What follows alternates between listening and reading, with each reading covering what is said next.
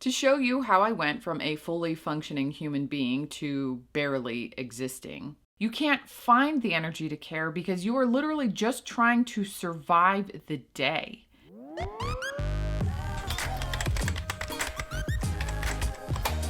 What's up, everybody? Welcome back to my channel. Today's video is going to be a little bit different. I want to talk a little bit more about my firsthand experience with burnout, what it was like for me, what it felt like to go through it. I feel like there's a lot of videos out there from a scientific therapy viewpoint about just what burnout is, and then there's a lot of videos from the other side of it about what it's like to go through burnout. But I want to tie both of these things together for you to show you how I went from a fully functioning human being to barely existing. So let me start out with a big old list of things that I am not. I am not a physician or nurse or nutritionist. In fact, even my CPR certificate is expired for like the last 20 years or so. I am also not a therapist, psychologist, or psychiatrist. I am, however, a certified life coach, but I didn't get any of that training until after I got out of burnout. In fact, the whole burnout experience that I had is the reason that I became a life coach. I had such a horrible experience with it. It was so isolating and miserable that I became a life coach because I want to stop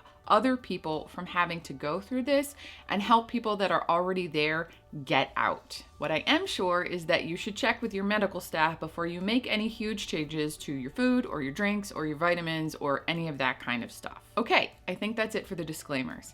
To be fair, there are a lot of other things that I am not, but I don't think that my lack of skills on the golf course is pertinent here. So grab yourself a cup of coffee or a water and sit down and let's talk about what it's like to survive burnout. So let's talk about how all of this got started. My story is just like everyone else that's ever been burned out, and it begins with stress. But even saying that isn't really accurate because it's not how much stress you're under, it's how you react to that stress. And basically for the first 30 some odd years of my life, I did not react well to stress. I am world renowned for putting far too much pressure on myself about things that probably don't even matter. And then because of all that stress, procrastinating on starting any of those projects, and then in the end, having to work long, hard, usually late into the night hours to finish up whatever I was stressing about. Basically, that time in high school when I didn't start my science fair project until the night before and then stayed up the entire night to finish it is how I lived my life. And honestly, that's why I have this channel. I have spent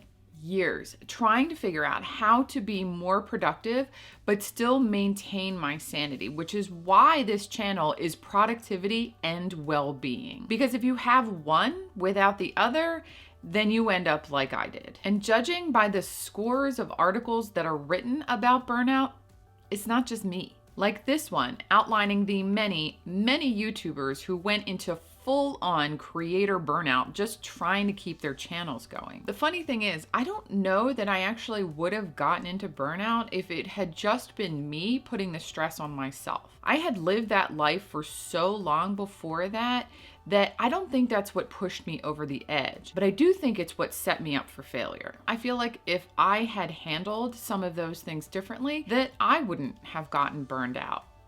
But here we are, older and wiser, I suppose. So let me channel Inigo Montoya here for a moment and say, let me explain. No, there is too much. Let me sum up. Seriously, here is a massive list of all of the things that I went through that I put in my last video, which is older, but far less meandering than this is. So if you want to watch something more like a regular video from me, then I'll link that up in the cards. But basically, that list is all of the things that I went through over a short couple of years. Things like my husband having cancer for the second time and then having to have radiation, which put off having us try for a baby, which we then started trying, and we tried for a year to find out that I had fertility issues. Then that led to them finding an ovarian tumor on me. At the same time, the doctors finally figured out what my violent puking episodes were from that I had been having for the previous 2 years, and it turned out that it was my gallbladder.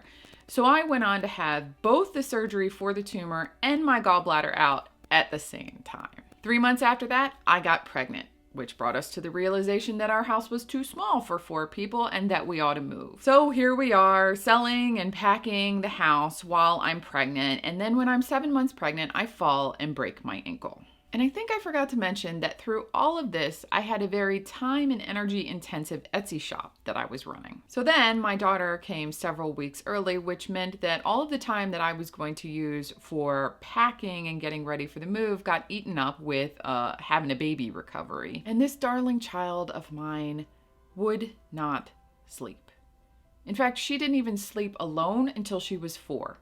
Not 4 months, 4 years. She's 6 now, and honestly, I'm pretty sure that I'm still tired from those 4 years of co-sleeping. And through all of this, my son was diagnosed with special needs, and we decided that what was best for him was to start homeschooling, which I was not exactly prepared for at the time. So I was furiously researching how I was going to do this, while I was staying up until midnight trying to finish flowers for my Etsy shop for a wedding. And as long and insane and meandering as this story is, it is still a summation of what happened. So as you can see, I didn't just go to work and have a bad week or a bad month and end up burned out. That's not what happens to people. Burnout is kind of like charging your phone. If you plug it in at night and it gets to 100% and then you go throughout your day, maybe you plug it in your car or you plug it in at your desk every once in a while, it's good. You have absolutely no worries about it dying. But heading towards burnout is like plugging your phone in at night, but only letting it get to, say, 80%. Sure, that's not bad. Maybe it will make it through the day. But if the next night you plug in your phone for the same amount of time, then you're only going to get to 60%. And then the next day it's 40%, and the next day it's 20%, and the next thing you know, you're not charging your phone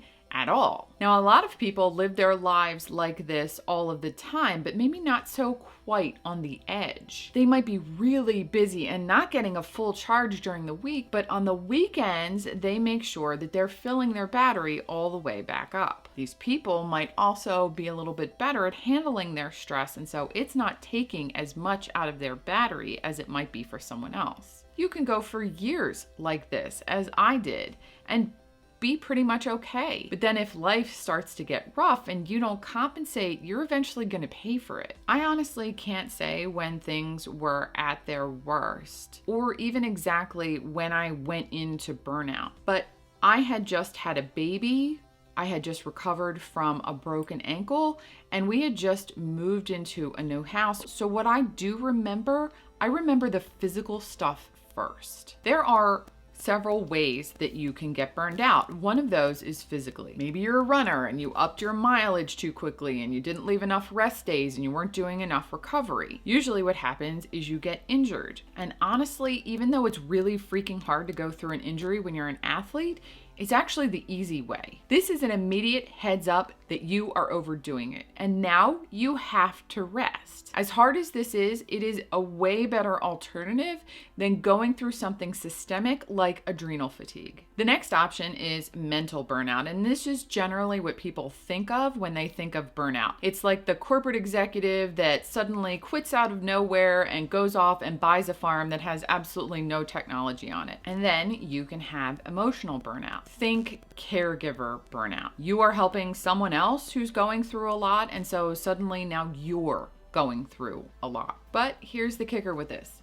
You can have more than one of these at a time, and in fact, I had all 3 of these. I had physical burnout from the whole surgery, baby, broken ankle situation, mental burnout from trying to tackle the impossible list of things that I had to do every day and all of the stress that I was putting on myself, and emotional burnout from trying to take care of 2 small kids that were completely dependent on me. So I remember that I would get up in the middle of the night to do a diaper change for my daughter, and there are these 3 little steps to get out of our bedroom into the hallway to go to her room so I could change her diaper. These 3 little steps that the now 6-year-old jumps down every time she leaves our room. So I would hold her in one arm and cling on to this tiny little railing for dear life just to get down these couple of little steps, just praying that my legs would not give out on me and I would fall while I was holding her. That's how much everything hurt. And then there was the mental fog, and it was so thick. It literally felt like there was a wet towel